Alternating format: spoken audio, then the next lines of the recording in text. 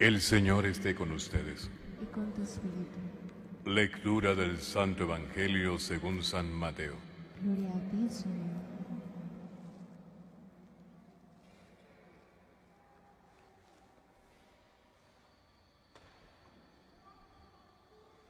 En aquel tiempo dijo Jesús a sus discípulos: No todo el que me dice Señor, Señor, entrará en el reino de los cielos, sino el que hace la voluntad de mi Padre que está en los cielos. El que escucha estas palabras mías y las pone en práctica, se parece a aquel hombre prudente que edificó su casa sobre roca. Cayó la lluvia, se desbordaron los ríos, soplaron los vientos y descargaron contra la casa, pero no se hundió, porque estaba cimentada sobre roca. El que escucha estas palabras mías y no las pone en práctica, se parece a aquel hombre necio que edificó su casa sobre arena. Cayó la lluvia, se desbordaron los ríos, soplaron los vientos y rompieron contra la casa y se derrumbó. Y su ruina fue grande. Palabra del Señor. Gloria a ti, Señor Jesús.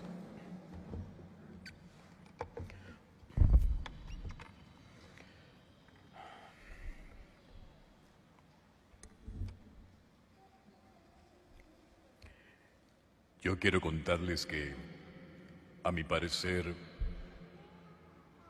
Jesús fue y es un hombre que impactaba.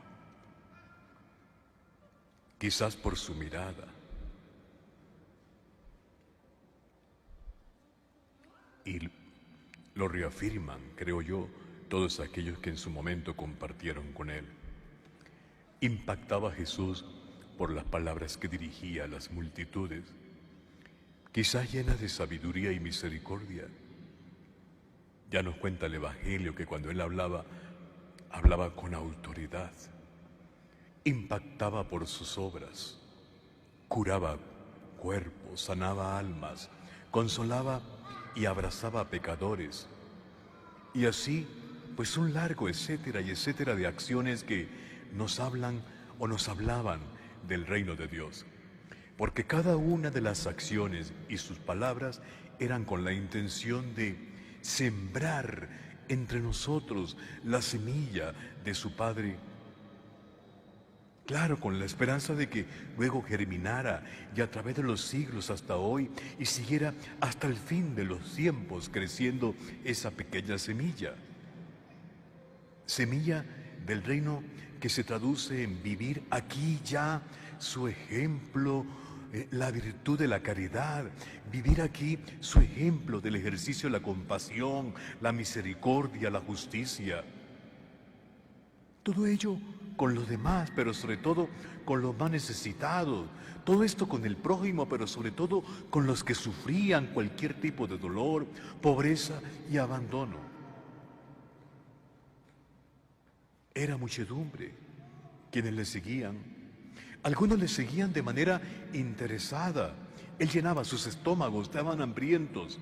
Otros muchos más porque les impactaba ver sus milagros y otros pocos porque querían oírlo cuando hablaba con tal autoridad, pero sobre todo cuando hablaba con semejante ternura. Es claro que también le seguían los fariseos, esos hipócritas, que solo le seguían por envidia para asumir actitudes o descubrir en él actitudes, porque lo perseguían buscando pruebas en sus palabras y gestos que le delatasen como un traidor o un hereje. Y Jesús los dejaba, y delante de ellos, sin miedo, sin dejarse intimidar, sin reparo, profetizaba los momentos de prueba y de persecución, tanto para él como para todo aquel que le eligiera seguirle, como para nosotros hoy día del siglo XXI. Jesús nos ponía en guardia y les ponía en guardia a ellos, a esos discípulos hambrientos de Dios que buscaban afanosamente la salvación, a aquellos que le seguían, pero también a los discípulos de todos los tiempos, como nosotros. Lo que significa que seguir a Jesús es un riesgo. Seguirle significaría nadar contracorriente. Seguirle significaría sacrificio y sufrimiento. Y más en este siglo XXI, donde la fe, el amor a Cristo y el amor a Dios ha disminuido exponencialmente.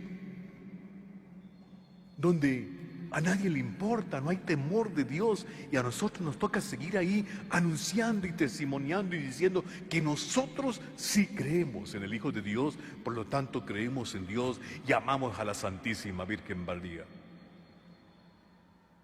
Aquí no hay espacio para los interesados, para los que ven el seguimiento como una vía para alcanzar prestigio o solo favores personales.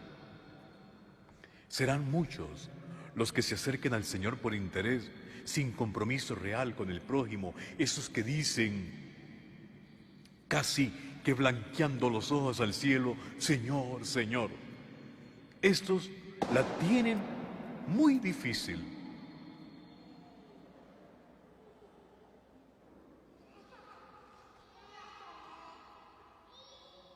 Estos la tienen muy difícil a la hora de la verdad, a la hora del testimonio.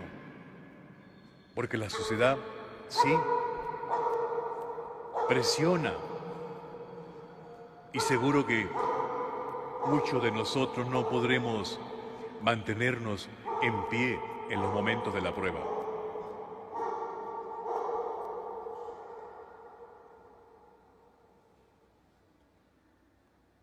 Jesús nos exige el 100%. Y Él exige a sus discípulos, seguidores de todos los tiempos, coherencia, es decir, que la fe que decimos vivir concuerde con la vida que llevamos. De nada vale tantas devociones, promesas, visitas a la iglesia, rosarios, si no estamos comprometidos con el prójimo. No podemos ser cristianos solo de iglesias y templos. No debemos ser cristianos de tiempo, solo debemos ser cristianos de tiempo completo, en el templo y en la vida diaria. Él no admite la mediocridad, las medias tintas, como dice el Señor, o eres blanco o eres negro.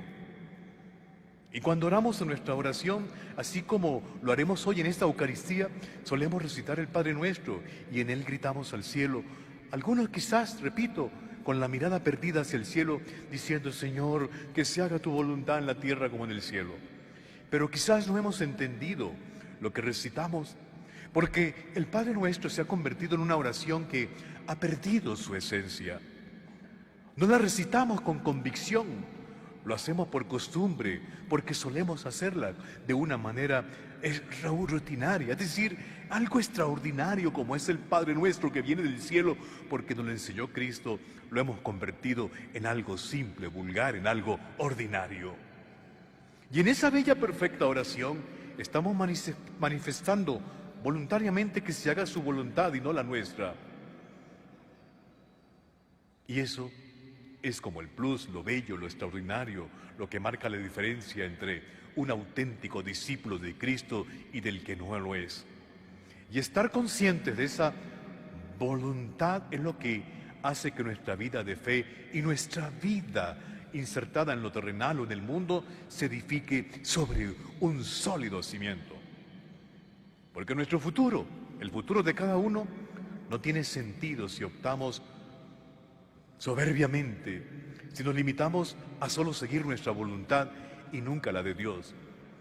Muchos en este mundo, muchos entre nosotros y a veces nosotros mismos vivimos la vida siguiendo nuestros impulsos, nuestros caprichos y nuestra comodidad, construyendo la vida sobre la arena, o sea, inestable, sin cimientos, sin profundidad.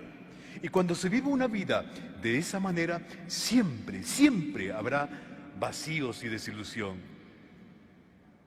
Y cuando esto pasa, mis hermanos, nuestras dificultades y problemas y desgracias se vuelven insoportables y caemos en el pesimismo y empezamos a vivir así casi como muertos en este mundo. Pero lo peor de todo es que empezamos a vivir sin esperanza. Nuestra vida, nuestra fe, sus vidas y su fe marca la diferencia cuando están unidas firmemente a la voluntad de Dios. Entonces nos ponemos o nos convertimos como en un faro de luz, en roca indestructible para guiar a nuestros hermanos al amor y el conocimiento de Dios. Porque los cristianos estamos llamados, sin duda, llamados a testimoniar nuestra fe, a ayudar al prójimo, a ayudar al hermano, a encontrarle sentido o ayudarle a ellos a encontrarle sentidos a sus vidas. Todos estamos construyendo el reino de Dios y es nuestra responsabilidad de contribuir y poner nuestro granito de arena. ¿De qué nos sirve Jesús? O de que Jesús nos haya dejado su palabra si no la conocemos. O si la conocemos, no estamos interesados en compartirla y anunciarla. ¿De qué venimos al templo? ¿Para qué vienen al templo si no tienen fe? Si no creen en la Eucaristía, si no creen en la palabra, si no creen en nada. Nos volvemos turistas en un templo, sin compromiso con nada ni con nadie. El templo es sagrado porque ahí está, o es la casa del Señor.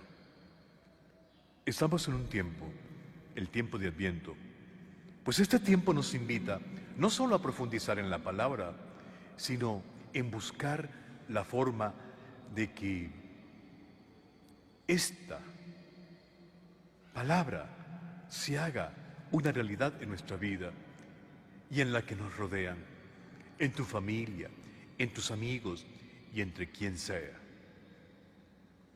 Sigamos el llamado del Evangelio.